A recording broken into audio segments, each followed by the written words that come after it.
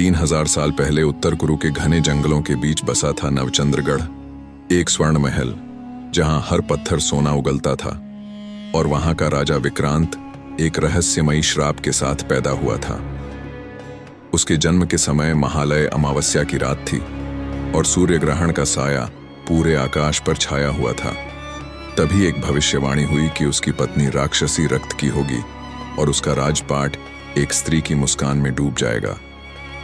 राजा विक्रांत ने जीवन भर किसी स्त्री की ओर नजर तक नहीं डाली, लेकिन एक दिन अचानक महल की सीमाओं पर एक रहस्यमयी स्त्री प्रकट हुई, सफेद वस्त्रों में, बिना घोड़ों के रथ पर सवार, जो स्वयं को रानी नीलवर्णा कहती थी।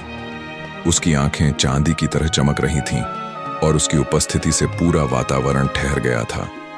उसने राजा को चेताया कि वह कोई साधारण स्त्री नहीं, बल्कि उसके पूर्वजों की परीक्षा है।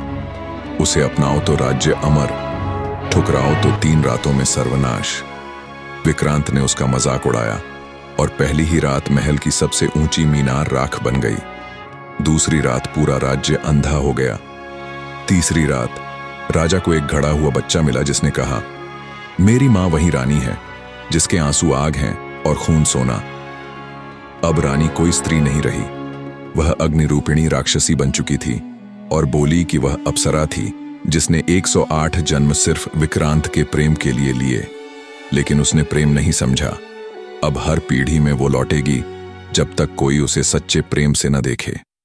राजा ने अंततः अपनी तलवार छोड़ दी और कहा, यदि तू राक्षसी नहीं, प्रेम बनकर आई है तो मैं तुझे पत्नी रूप में अपनाता हूं। उसी क्षण बिजली कड़की और रानी नीलवर्णा सोने की मूर्ति बन गई। कहते हैं आज भी वो मूर्ति उत्तर कुरु के जंगलों में छिपी है। जो उसे सच्चे प्रेम से देखे उसे सपनों में सोना मिलता है और जागने पर भाग्य पलट जाता है।